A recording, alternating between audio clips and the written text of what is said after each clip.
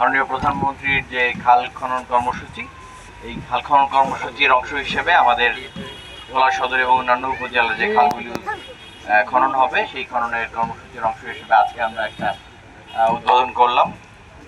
এখানে খাল খননের যে কাজটি, এই কাজটি যাতে সঠিকভাবে হয় সেদিক দিয়ে আপনারা খেয়াল রাখবেন। আপনাদের সর্বাত্মক সহযোগিতা লাগবে, কারণ হচ্ছে যে কোনো কাজ সরকারি কর্মচারীরা বা অন্য যে কোনোভাবেই যারা বাস্তবায়নের সাথে জড়িত থাকে, তাদের একার পক্ষে এই কাজটা ভালোভাবে করে নেওয়া সম্ভব না। এই গরমে আরাম নিয়ে হবে না হাহুতাশ, ঘুরলে পরে ওয়ালটন ফ্যান বাতাস আর বাতাস। সবার সহযোগিতা পেলে এটা সুন্দরভাবে কাজ করাটা সম্ভব হবে।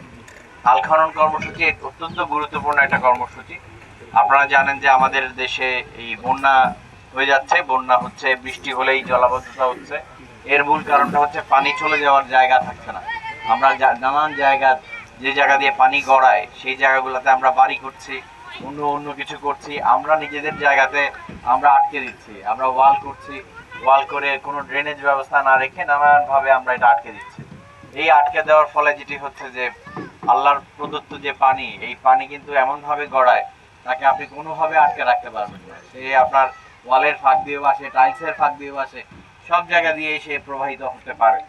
সুতরাং এটি আমরা নানানভাবে যে অপরিকল্পিতভাবে যে বন্ধ করেছি, এই বন্ধ করার জায়গার জন্য নানান রকম সমস্যা হচ্ছে, জলবদ্ধতা হচ্ছে, বন্যা হচ্ছে বেশি, এগুলা হচ্ছে। তো মাননীয় প্রধানমন্ত্রী সরকার গঠন করার পরপরই এই উদ্যোগটি গ্রহণ করেছেন এবং বলেছেন যে সারা দেশে যে খাল খনন হচ্ছে, এই খাল খননের ফলে এই জলাবদ্ধতা নিরসন হবে, বন্যা পরিস্থিতির উন্নয়ন হবে এবং আশা করি যে সেচ এবং কৃষির একটা উন্নয়ন হবে।